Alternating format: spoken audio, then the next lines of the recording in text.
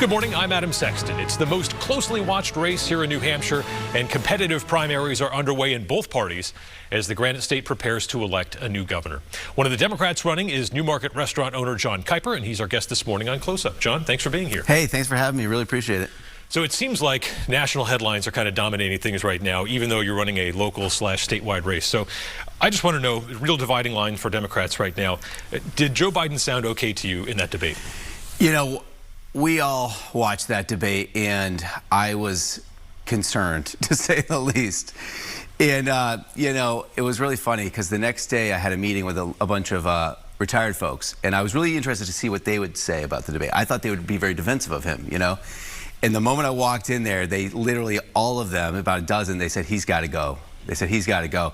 The Democrats are really in a bind now because they honestly don't have a lot of options. All the options are bad. I will vote for whoever the nominee is for sure. But at this point, you really got to look at Joe Biden and say, how is he going to be in 3 years, 4 years? I mean, this is concerning for me as a not political person, but just as a resident of the United States. I mean, you got to think about it. He's the one that's going to decide if we retaliate with nuclear weapons, for instance. That's a huge deal, and to see him not be able to really articulate and finish a sentence was very troubling. And I think that we as Democrats need to stop trying to sort of gaslight people into thinking that this is okay. So you think he should be replaced at the top of the ticket? I would like to see somebody else up there for sure. But again, if he's the nominee, I'll support him because I'm a Democrat. But I don't think that it's going to go well. 3 months ago, you were right here, and we asked you, how do you plan to get past those two more establishment, more formidable candidates, Joyce Craig and Cindy Warmington? You're well behind on campaign cash. Yeah. Is your campaign competitive? And if not, what's holding you back? So, the biggest problem was that we got into this race later, and most of the endorsements had been made, and a lot of the big donors had already picked someone in this race.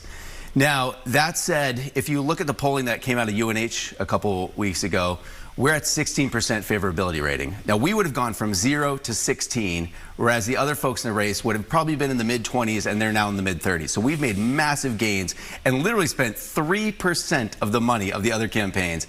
And as a fiscally responsible, candidate, I think, saying that you just spent $1 million to me is not impressive. That's not impressive. That's bad management of your money. And I don't think people should brag about the fact that we just raised, $3 or $4 million, because I think we've seen from other races, money is not always the, indicator of who's going to win.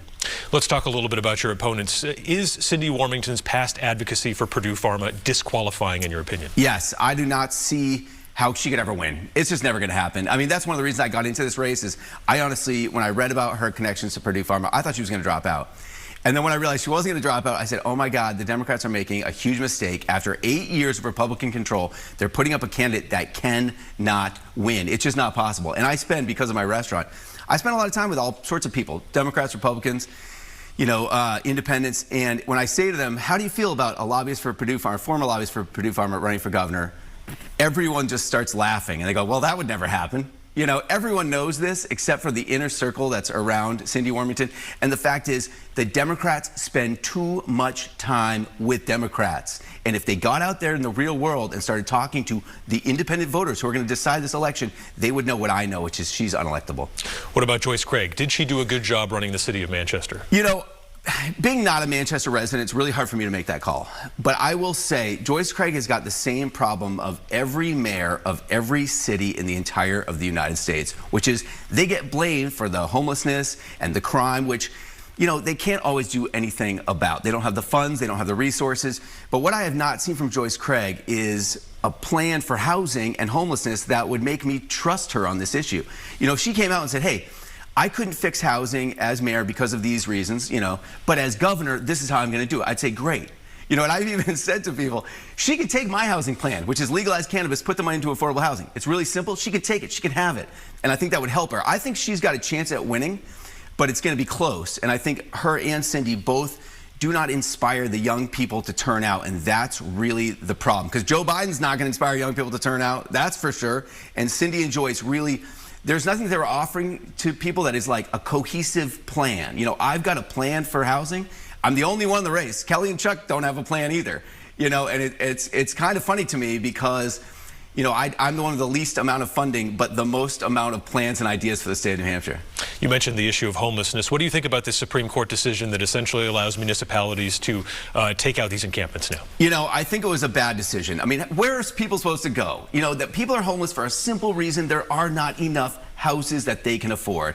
And to just criminalize them, it's going to cost us a lot more money to lock them up in prison or jail than it would be to just give them houses or to allow the free market to operate and let the housing that they need be built. What about the idea, though, that you know, that cities just had to leave people in place? That also seemed like too extreme to a lot of people. That's probably what decided the mayor's race in Manchester. Some say. Totally. I mean, I think we just need to, as a temporary situation, allow state-sanctioned camping in certain areas. We did this during the pandemic, and it worked. People were. It's not a great situation by any means, but having, you know, a dumpster, a porta potty, and a place where people can camp seems just an easy solution. Because just pushing people around, they just move from one end of the city to another. I mean, it's not real leadership. Let's touch on education policy. Yeah. What happens to education freedom accounts if you're governor? Would you allow the kids that are in the program to grandfather in if you're going to repeal it? No, I would repeal it. It doesn't make any sense from just a philosophical perspective to me. You know, if you don't think that the police department in your town is doing a good enough job, you can't just take that tax money and hire private security. I mean, that's just not how the system works. And when you look at the people who are pushing the freedom accounts, they want a wholesale dismantle of public education. And when they're done with public education, they want to just dismantle the entire apparatus of government. These people are not really even Republicans or libertarians. They're almost nihilists or anarchists in a way, because they just literally want no government. What about the issue of abortion? You know, we talked a lot about housing and cannabis the last time you were here.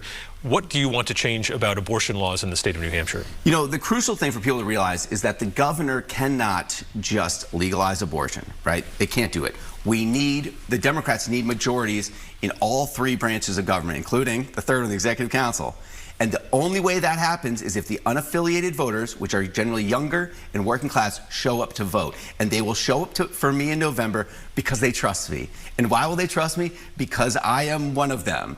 You know, I'm the only one in this race who is fighting the same economic struggles as a lot of people in this state, and that's why I think they're going to turn out. You know, being one of them, Democrats use the phrase "representation matters" quite a bit. The idea of being a reproductive rights advocate and being a man, do you think a man can be the best advocate? You're up against two women. You know, the reality is obviously it's a different situation for me, because I'm never going to be faced with the choice of whether I personally am going to have an abortion or not. But the reality is I've been advocating for women's rights since 2011, when the Executive Council first defunded Planned Parenthood. I started making calls, and I started you know, trying to call them out. The guys that were, the 5 men that were on the Executive Council, I called them all up and I said, look, if I can't afford to have a child right now, are you going to help me pay for it? You know, and they were dumbfounded. And the thing that was shocking about those calls that I made was that I could tell from the people that are answering the phone is they were not getting a lot of calls. They weren't. So the people in New Hampshire need to start advocating, not just, you know, once in a while, but we need to be making phone calls to the Executive Council all the time and reminding them that, you know, their choices and their votes have repercussions. I do want to circle back. Any specific changes to abortion law? I know you said you can't do it yourself, but if you have a Democratic legislature, are you signing essentially a return to no abortion law whatsoever? Anything goes?